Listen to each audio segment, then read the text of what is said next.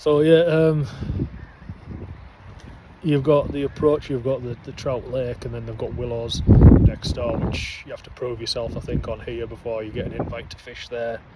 Got the Winter Syndicate running now. I'm not sure if anything's coming out of it. You don't see a lot of publicity on here, but there's some stunning big fish in here.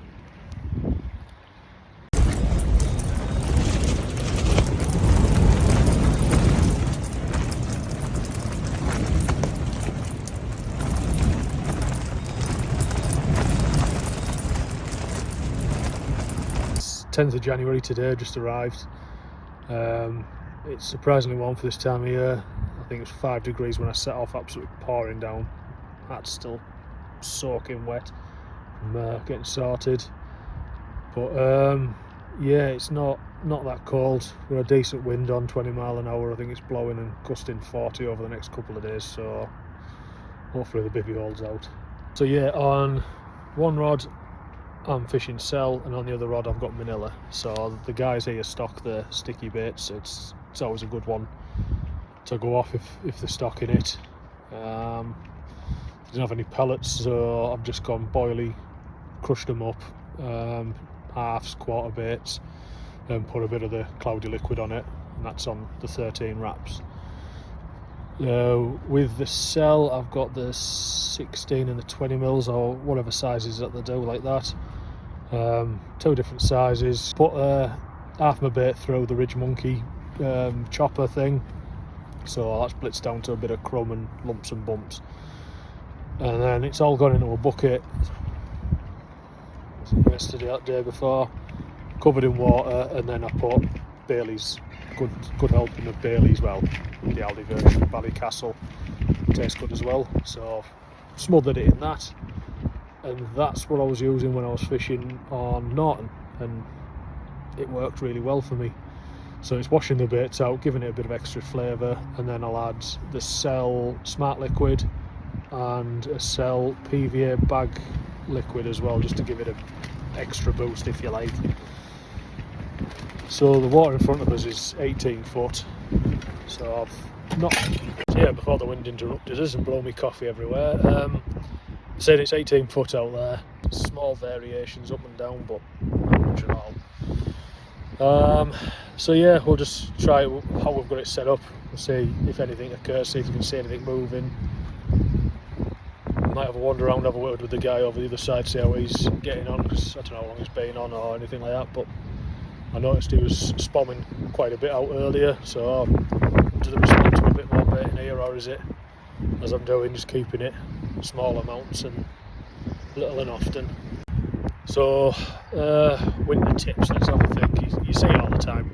A lot of the top carp anglers will tell you how they do things and what have you, but I'm in the 2-man bivvy today. It's a bit of a mess at the moment, still sorting stuff out. This is the JRC Quads 3G Triple XL something or other bivvy. Get 2 bed chairs in here with an absolute breeze with a load of tackle, so I brought this one with me because it's forecast a lot of rain. So I've got my table set up behind us there, solar table, bed set up, have my chair in here, everything else in here drying out, so it's perfect for it. You don't need to be told about layering up. So I recently bought the solar heat pad thing. On a night I always end up with cold feet, so I usually have a hot water bottle or a hand warmer down there, so I bought that. That just plugs into a USB, so I'll have that at the bottom of the bed, keep my feet toasty tonight hopefully. Decent sleeping bag, and I've got a tracker thermal cover. Those things are brilliant. Even if you sat like this, you can just wrap it around you, it'll keep you a lot warmer. Hot water, but too many people are going on with heaters and stuff like that. Not worth it, really isn't worth it. But yeah, just hot water bottle. The Zippo hand warmers are superb. I was always put off with them because you set fire to something and put it in your pocket. I was just like, that just doesn't make sense, but they really are good. You set one off burning, it doesn't so much burn, but it just keeps the heat there, and you'll get 12 hours out of one. with ease, and it'd be red hot still after 12 hours. So what I was doing is I'd light one of them, put it in the bottom of the sleeping bag, and then just move it about with my feet, but it's only about the size of your phone, so it's not ideal for keeping you warm. You have to play about with it with your feet, but we'll try this solar thing out and see how it goes.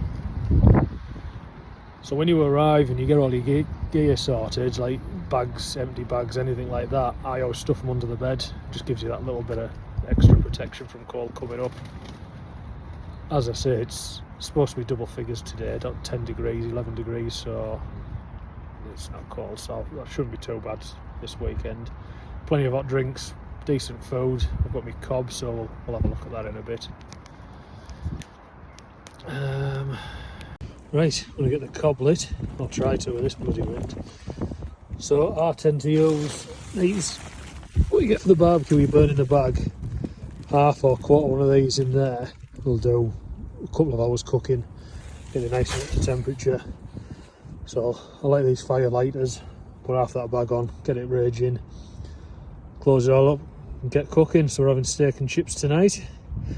The beauty of the cob is as well, you don't get hot underneath around it, so you're not going to burn the grass with like the disposable barbecues do and what have you. Right, there we go, that bag's just chopped in half, plenty in there to keep us going. Let's put that on my chair out the way for a second, like that, or attempt to. The beauty of this, you can take this out, you can just sit it on top of your stove and get the coals going really easy. Get that bag.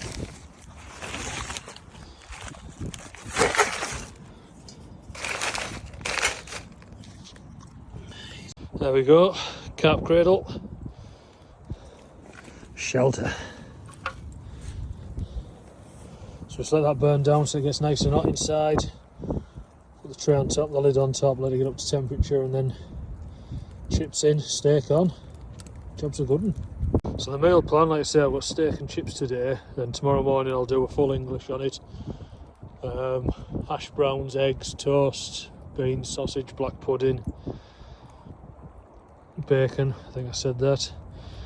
And then what I forgot, I've got belly pork for tomorrow night, and then I've got pork chops. More than enough food to keep going, but just having the cob, you can literally cook anything you want on it. Saves with the old days of just eating pastas and things like that. And there we have it, steak and chips cooked bankside. Definitely anybody coming to fish on here, if there's any wind forecast, make sure you've got everything pegged down. It's picking up now, but it's not hit what it's going to hit, and the bivvy's blowing all over. So luckily we've got them well stamped down, but it's getting wild. Well, I'm questioning my sanity at the moment. We've got winds gusting of up to 40 mile an hour. As you can hear, the rain's going, but thankfully the bivvy's holding out. Let's just hope it makes it till morning. Well, the last video I think must have been a bit of a Jonah, a bit of a jinx, because just nearly lost everything. So the wind swung to the west and just battered the front of the bivvy. So I've had to swap my rods off sticks onto the pod. I've used all my bank sticks to peg the front of the bivvy out. I've used 3-foot bank sticks pushed right in, and they're still getting torn out. But thankfully the wind's dropped now. Now I've got all the bloody pegs and everything in, but just the normal standard screwing bivvy pegs just rip straight out. Really soft ground, so top tip if you come in here, it's exposed, and if that wind catches you, good luck. So yeah, I'll probably knock up some PVA bags, and I'll probably fish them, put one out tomorrow, bring that rig in, check it, stick my hose out. I've got a wafter on at the moment, but I'll probably switch it to either a pink or a white cell. They've done really well for me in other waters. So the PVA, I'll show you when I do it if I can, because like I say, I haven't got anything to hold the phone or cameras or anything. So I'll show you what I use, but it's basically the Hobo Armour PVA stems with 3-ounce lead in it, and then just a short about 4 to 5 inches. They're armour weave, really soft, supple braid, and then I tend to use like a long shank hook, and I might use 2 10mm wafters. It sits really, really well in the bag. It's kind of match the hatch and not blatant as well, but I don't think it matters that much with a PVA bag, because they just pretty much come down mouthful and then you've got them if you've got your rig set up right. Just took off the head some of them, but a load of tufties, great. But yeah, we'll probably have a look at bags tomorrow. We'll set up now, we're running out of light. See how this turns out with this wind blowing. See a bit more of the pit. Peg 1 starts up the top of this bank.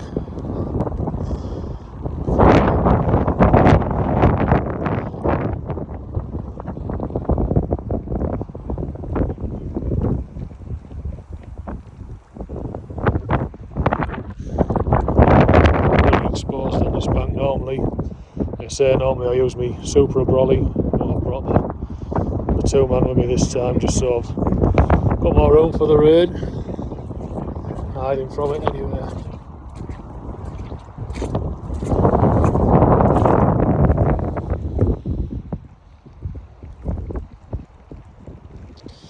My splash mat under me rails, because I learned my lesson years ago with that one. Stops all the mud from splashing up into it and grit and everything, and the rails last a bit longer. Yeah, without a doubt we've got some more rain incoming.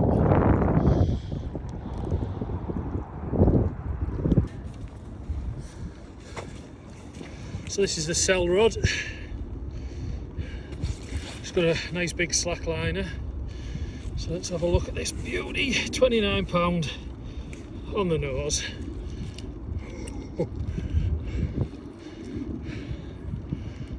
There we go. Get in.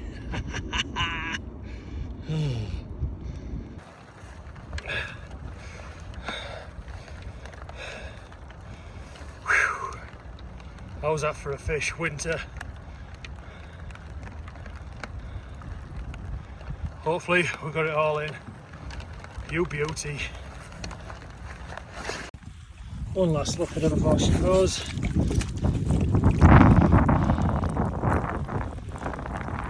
Get in.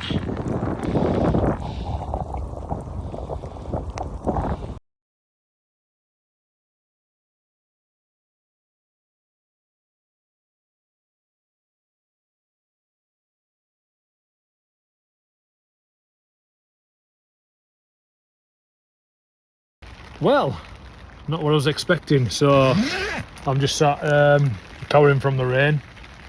I already put my rod out earlier, the 100-yard one. I had now on just a little bit of bait out there, there's no interest whatsoever. The wind and the rain's been horrendous. Like I say, last night I don't know how the bivvy stayed up. Front end lifted, the peak nearly ripped off. Ended up taking the peak off the bivvy. Anyway, redone the rods. Put a 5-ounce lead on it so it'd hold position, there's no chance of dragging, because it seems like a lot of undertow with the size of the lake with the wind. Then what else have I done? I've upped the weight on the bobbin so I can keep in contact with it. Good couple of handfuls of the boilies and a couple handfuls of the mixed pellet.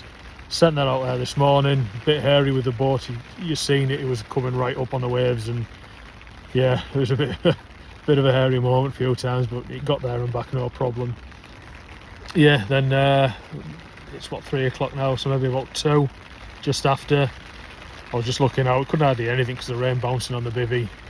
Got the sounder box in with us, seen the bobbin light up, and I just watched it drop down, pull up to the rod and just drop slack. So straight out, wound down into it, fish on. Not much of a fight, not bad doggy fight under the rod tip, but it dropped the lead, so it was up in the water. And £29 mirror, so I'm over the moon with that. First trip on here, it's paid off, especially with the battering I've took. So I'm going to give it another 24 hours. I want to fish till tomorrow night. I'm going to not bother with Thursday night. I've paid till Friday, but we're gusting 50 mile an hour through Thursday night, like from midnight, and it's not letting up. So packing everything down the next day would be a nightmare, and holding onto the bivvy, just not worth it. So I'll fish till tomorrow night. Nice first trip down. Not over yet, so still got another 24 hours. Fingers crossed we get some more.